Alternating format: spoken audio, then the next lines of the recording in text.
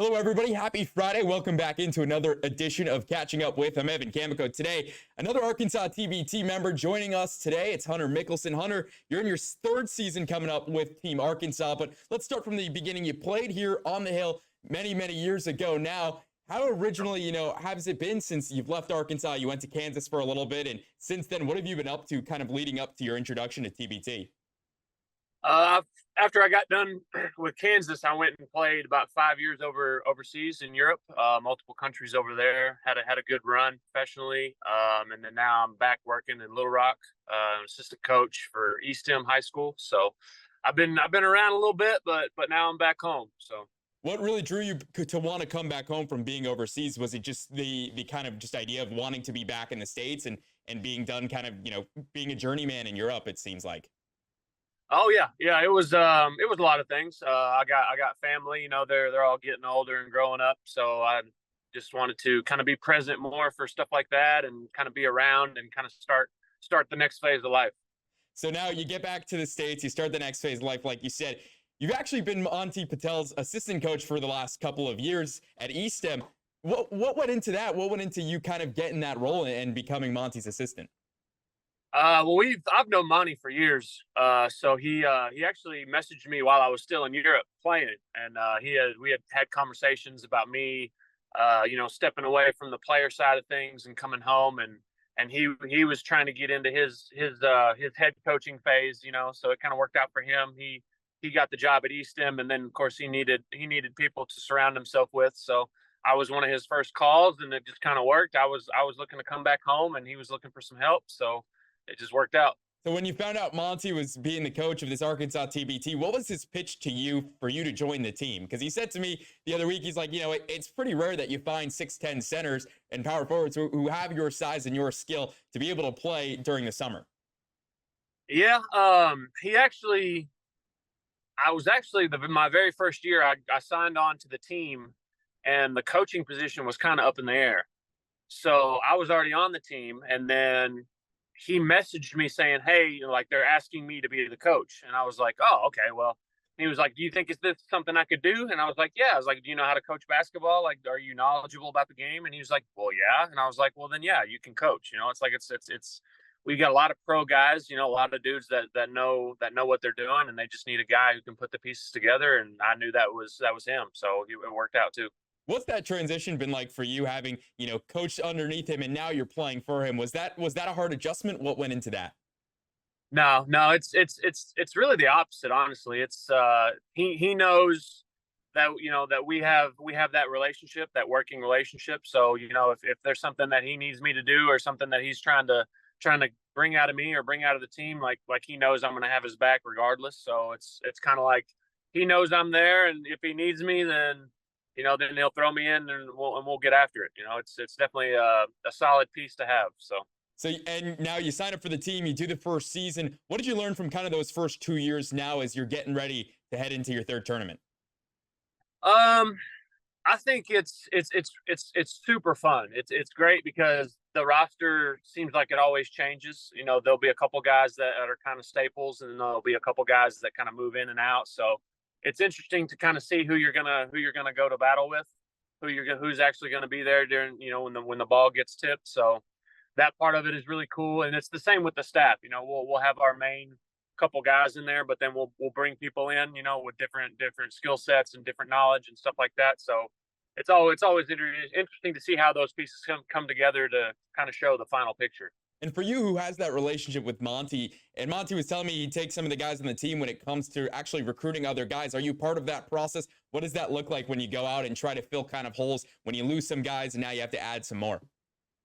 It's just the same thing. It's like kind of like you were talking about earlier, how it's hard to find 6'10", 6'10" guys with skill. Man, it's tough to find, sharpshooters that can play defense. It's tough to find some guards that are unselfish, that are smart, that know the game. It's tough to find. Really, it seems like it's tough to find the pieces that you need when you need them. It's like you get what you get, and then you got to fill out the spots. So it's basically just going through who you know. Like all these guys, they play pro all over the world, so they meet people that you're never going to meet, and it's just who knows who and who can play and who's got the time and who wants to, and it's all of it. It's all a big melting pot that you're just trying to put together. What's been your favorite part of playing the last 3 seasons? My favorite part is probably just the locations and the teammates. We've played at different spots just about every year, and then like I said, with the roster changing, there's guys that were at Arkansas when I was there, and then there's guys that I knew playing even in the AAU circuit when I was coming up that ended up going to different places. So it's cool how it all comes back and you end up playing with guys or against guys that you used to play when you were younger. So it's pretty neat. And you and Adrio Bailey were really, it seems like the core of this team. Last year, you guys put up ridiculous numbers. I was reading some of them up again this morning. What's that relationship like with him? Was that last year kind of the first time you guys have played together? Because I know he was at Arkansas a couple years after you. Yeah, that was the first time we had played together. But if you know AB, he's got that really like infectious personality. He likes to have a good time, but he's also very professional. So we kind of vibed early, and then we made it known like we were going to be unselfish and we were going to help each other out and just do whatever we needed to do for the team. And when you get a couple guys together that know that role and know how to do that, then they're automatically going to gel. And it's great because we got a lot of guys on the squad that are like that. So it's going to be fun to get everybody together and get them in the gym and get to working. And for you, have you started to kind of look at the opponents that are coming up? Everline Drive, your first game. Have you looked at them already? Where are you kind of in your scouting process when it comes to the actual tournament itself?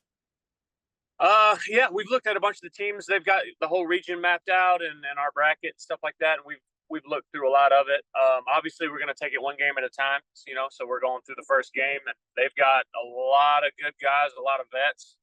So it's definitely going to have to be a matchup game, and seeing who guards what, how we want to play, and we, like I said, with our staff, we've got guys that are really really good at that and really professional, and that's something that we're definitely going to get more into and flesh it out more closer to the game time.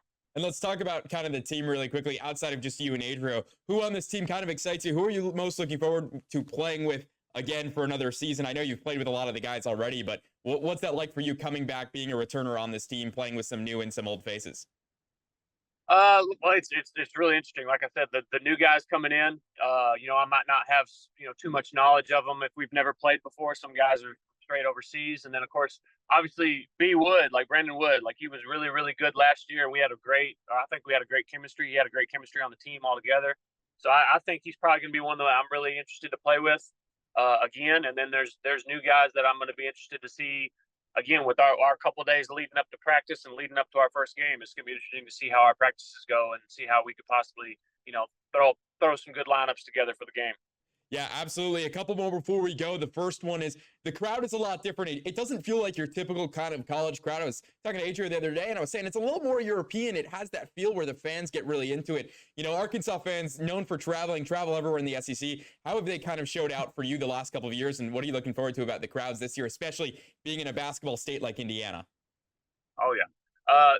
Well, yeah, Arkansas fans always travel well, and every year it seems like we go to these gyms and these new places, and there's always fans and people wearing like the T-shirts and calling the hogs during the timeouts and stuff, all that stuff. We always have a great fan base, especially with our players. The families of the players travel really well, so there's always Arkansas fans there. It'll be interesting to see who can get up that way towards Indiana to see where what we're gonna look like as far as fan base. But I have no doubt that we're gonna travel well and we'll have people there to support us. Last question I have for you, Hunter, is that, obviously the goal is always to win $1 million, but, only one team out of the 64 gets that prize. What besides that goal do you really hope to achieve in the couple of days that the tournament is in the next few weeks? Just for me personally, like I was kind of alluded to earlier, I just want to be like the guy that's going to help the team in whatever way. Just be a solid piece that can be relied upon, and just go 110% and just give my knowledge and my experience to guys on the team. Like a lot of these dudes have played, but maybe not a lot of them have done TBT. So it's a little bit different.